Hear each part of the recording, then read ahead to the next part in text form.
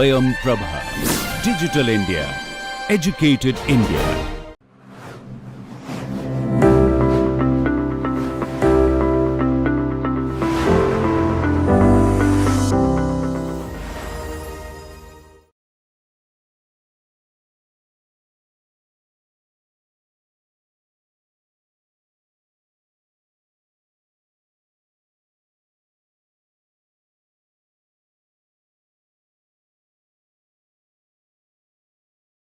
Welcome back students to this course on architectural thesis. My name is Dr. Vishal Chettry and I am working as an assistant professor in the Department of Architecture, Planning and Design at IIT Varanasi. So today we will focus on this particular topic, which is related to the physical models. So before that, let us look into the recap of what was covered in the previous presentation. Then we will focus on physical models, its types, scales and the presentation techniques.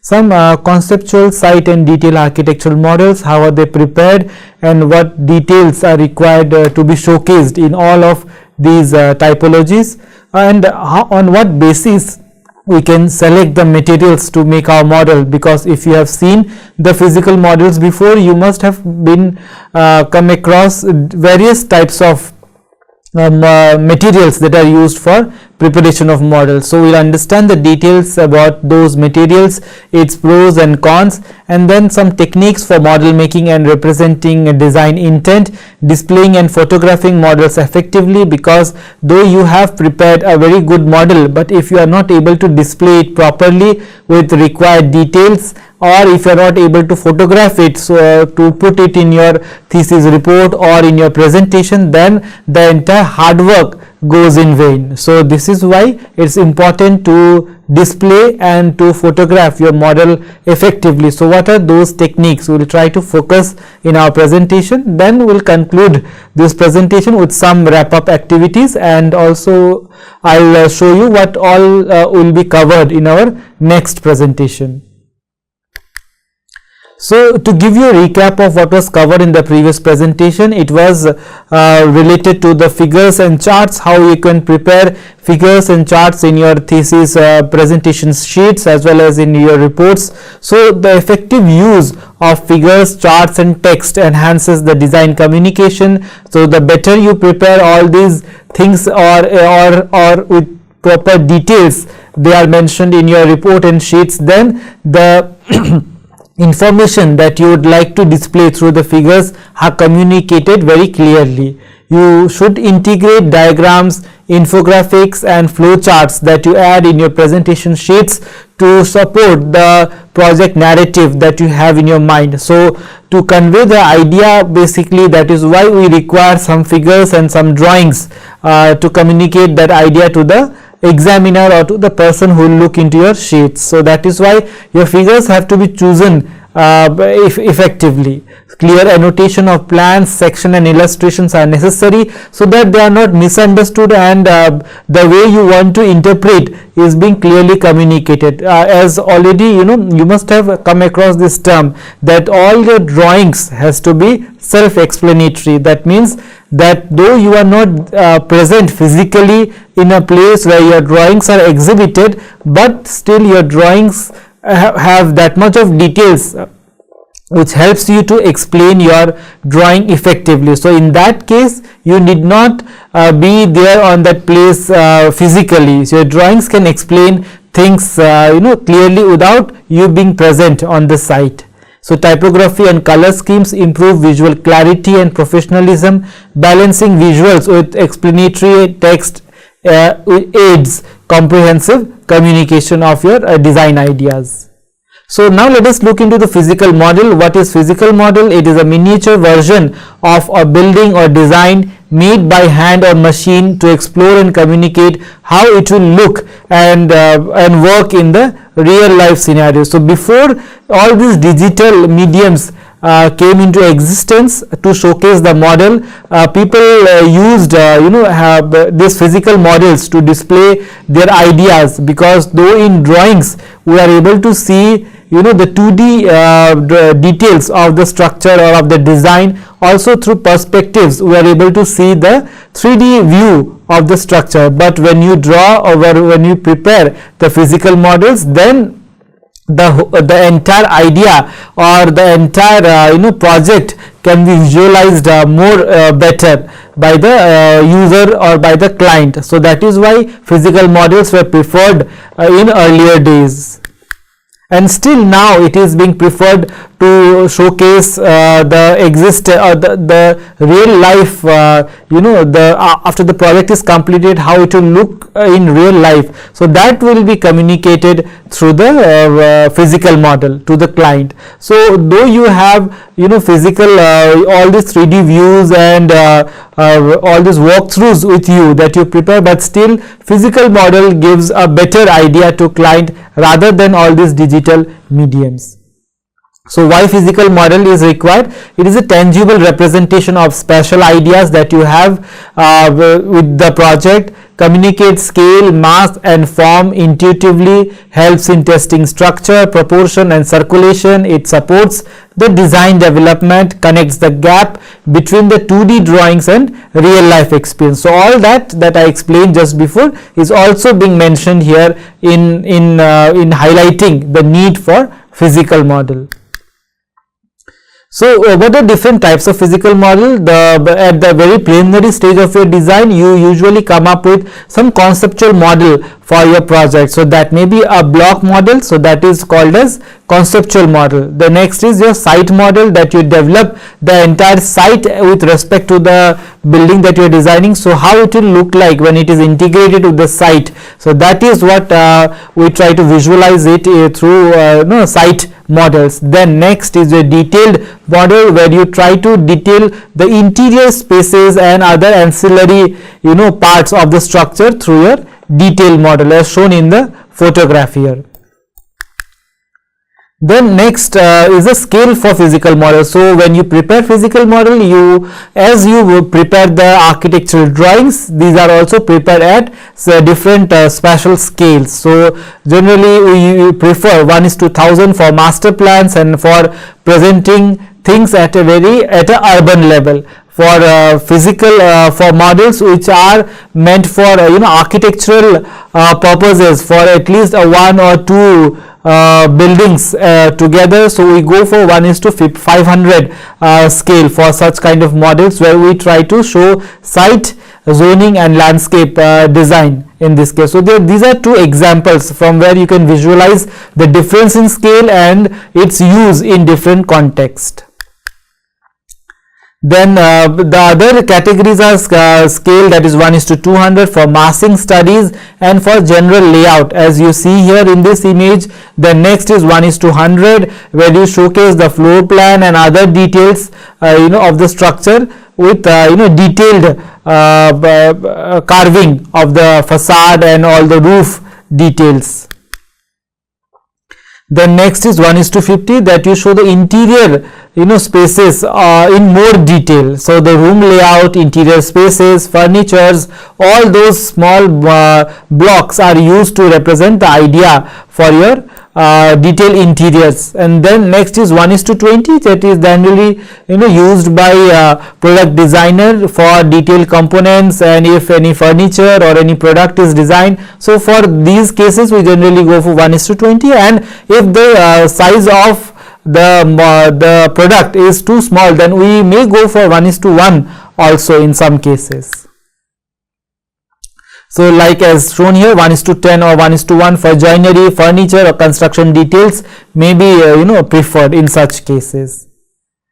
Then let us now understand all these types of model in detail. So first is your conceptual model, used in early design stages to express ideas, moods or massing of the structure. So it is some kind of a block model with not much detail into it. You cannot, because at a very initial stage you are still not clear about the openings, the detailed roof layout, or even the detailed planning of the structure. So that is just an idea that you would like to explore through your block model by arranging different spaces together. How does it look like in real life scenario after visualizing it through a physical model. It emphasizes on abstraction, proportion and relationships, but not for detailed analysis, often made with minimal materials and forms like wire, paper or even cardboards are used for conceptual model. You explore special hierarchies, solid void relationships and the circulation flows within in and around the structure. You encourage creativity and unrestricted explorations. All these are basically promoted through conceptual model. Then next is a site model. It represents the building in its physical, geographical and cultural context. It includes contours, roads, vegetation, adjacent buildings and water bodies that are present, useful for environmental studies, zoning analysis and urban integration. It is often made at a smaller scale like 1:500 or 1:1000 in this case. Then next is a detail model. It is, as mentioned, it represents high accuracy, high finish models for final presentation or exhibition, represent facades, fenestration materials, textures, interiors and other details. It is often used in competitions, client approval stages or galleries, because at times clients, though you show them the rendered views and rendered your walkthroughs, but still if you have something physically present in front of you, that could provide a more detailed understanding about the project than these digital details. It requires high skill, patience and refined material. That is, the material has to be very real life material that you use in your project. The same material or similar materials which can be though you use very basic materials, but you after the model is ready, you try to give texture, color and bring that material as close as what it looks like in real life. Then possibly the client can understand that or can visualize how the building may look like after it is completed. So if there is any conflict or if there is any suggestion from client or from the examiner, we can incorporate it into our design and then further refine the drawing. So that is why the models are necessary. So how do we choose to select which material is best for us in different cases? So selecting the right material for architectural model making is crucial for effectively communicating the design intent. It ensures that there is a durability and achieve the desired level of detail. Durability is essential because the model that you prepare, you have to carry it from one place to another where you are supposed to exhibit the details. So possibly till there it has to be it has to be that much of strength should be there in that model, that it should be carried from one place to other without without the model getting damaged. So that is why durability is a concern. Factors for choosing material like model type has to be understood, the scale of the project, detail level and sometimes time and skill level is also very important in this case. So what are different model types that I already explained? These are conceptual, site and detail model. Based on that, you will be choosing a particular material. For example, if it is a conceptual model, then you can use foam, cardboard or paper. But if it is a site model, then you can use laser cut MDF, cardboard or foam board because they are great for representing the terrain and the site context. The detail models may be prepared by using wood, cardboard or fine textured paper that can help represent the furniture, finishes and other smaller details inside the structure. So the scale that we generally use, I have already explained that the prominently can be categorized into these three types. So when you prepare a scale at very small scale like 1:500 or 1:1000, lighter materials like foam, cardboard and thin plastic sheets are easier to handle because you have to create very small pieces. So that is why it is very essential that these materials are easy to cut and easy to modify as per the requirements. Then next is 1:100 or 1:50. So in this case you can go for wood or MDF or even foam, and acrylic may be suitable for these type of model. In case of 1:20 or 1:1, since you have to work for at a much finer level, so the joinery, furniture and full scale details has to be visualized and has to be seen clearly. So you can go for MDF, plywood or high density foam like materials in this case. Then in case of detail level, for high detail models, wood, acrylic and laser cut materials may be suitable. For less detail or conceptual models or block models, foam core, cardboard and wood may be affordable in this case. Then based on time and skill, for beginner who have just started preparing model or quick or if you may require quick model to explain the design idea to your client or to the to your supervisor or to the examiner, you can go for cardboard, foam board and paper, because these are easy to cut and they are easy to assemble on the place of wherever you are present for explanation. Advanced model, that is the detailed model, may be prepared using wood, acrylic or laser cut materials, because they require more skill, and through laser cut laser machines you can go for more detailed aspects as shown here in this particular image.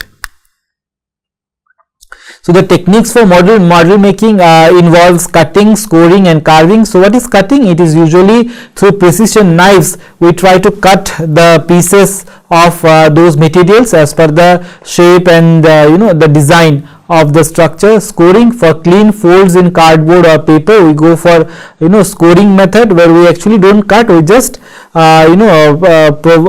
lightly we try to cut the paper so that it folds properly. So for clean folds we go for scoring, and carving is necessary for in case of foam and thermocol terrain models, where you try to show the contour levels and all that. So there you may require carving techniques for model making. Then the other techniques are layering, that is great for topographic model as shown here, because it represents the thickness and all contours can be visualized here. Glue is required to join two or more than two materials together, like hot glue, PVA, Fevicol and super glue are required, but you have to be careful when you use all these all these materials, because some material, depending on the material also, which glue works better, you have to understand, because now you can't work with some super glue while using the thermocol as a material. So possibly there the material won't stick with each other. So you have to understand the technique, the science behind the glue, and also understand the compatibility of glue with the different material. The next is sandpaper. It is used for smooth finish for wood and edges, especially if you go for some kind of wooden material for your models.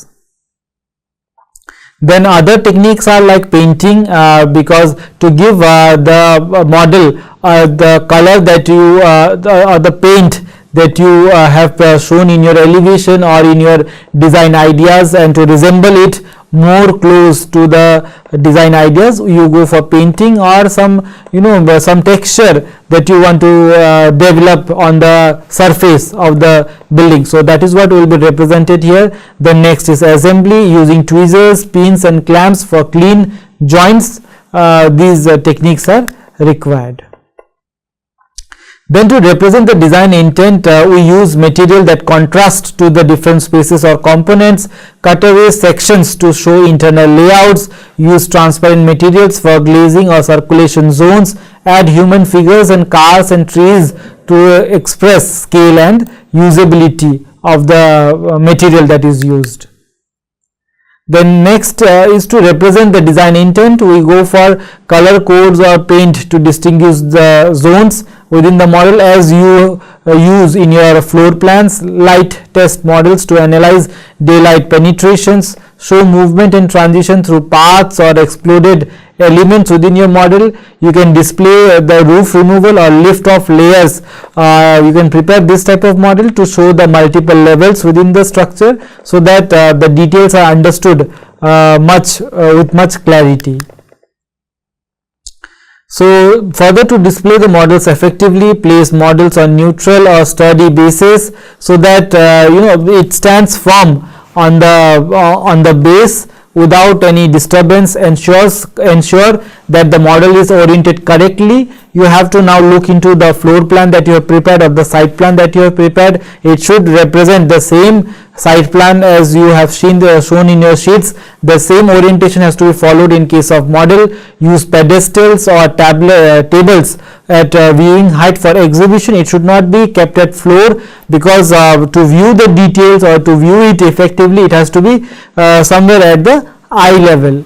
Include title labels, scale indicators and legends as shown here in the image with all these details to make your work more professional.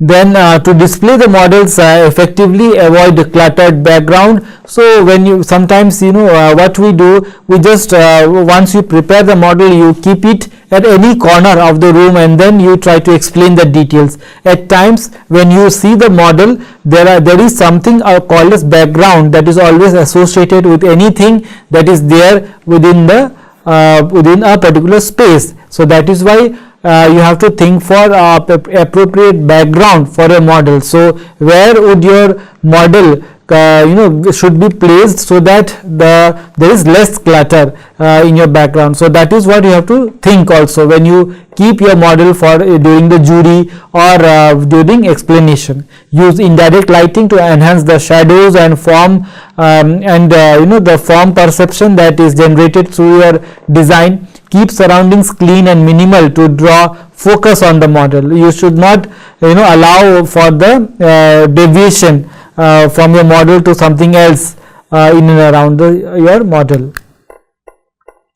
Then how to photograph the models effectively. Use tripod for sharp images and consistent framing as shown here. Prefer natural light or softbox lighting. Shoot from multiple angles like bird's eye view, eye level or worm's eye view to show the scale and mass of the structure. Use white or black seamless background. Add scale figures if needed to communicate the proportion. Avoid flash or direct lighting to prevent the harsh reflections. To summarize what we have learned in this presentation, physical models offer a tangible and a three-dimensional representation to communicate the spatial concept, materials and design intent. Different models serve unique purpose, such as conceptual model for initial ideas, site models for terrains and context, and detail models that highlights the material and the structure.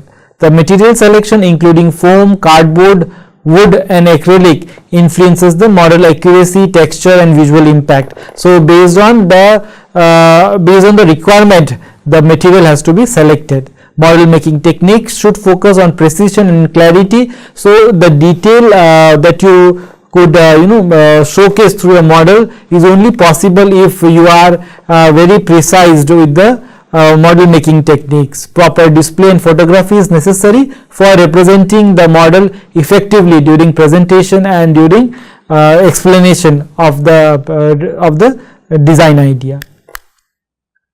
So there are some wrap-up activities that I mentioned here that you can perform or that you can complete after this lecture is over. Just try to think that have you ever seen some model which is photographed badly? So just try to understand what went wrong based on what you have learned in this presentation, so that you can relate to the real life scenario, which also try to understand or try to collect like things such as which material is easiest to work with.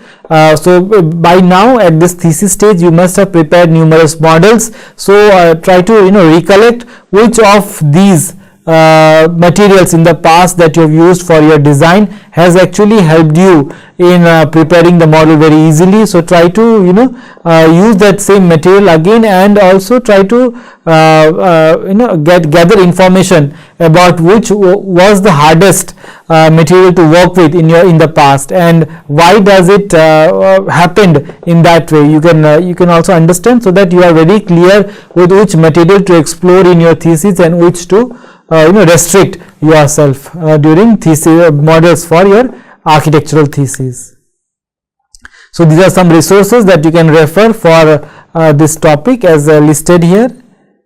Then in our next presentation, which will be focusing on 3D views and renders, so we will focus on the details about 3D views, renders and digital simulations, the role of 3D perspectives. So how does it help you in your architectural thesis, or what is the advantage if you include 3D perspectives in your architectural thesis, that will be covered. Overview of rendering tools, what are different rendering tools that is generally used, will also be explained. Contextualizing 3D views, that is incorporating additional elements into your 3D views. How does it enhance that the view of the structure that you have prepared through several softwares? So that will be explained to you. Also detail on simulating real-time environment and climate response features in your design. So that will also be covered in the next presentation. So with this, I'd like to conclude this presentation,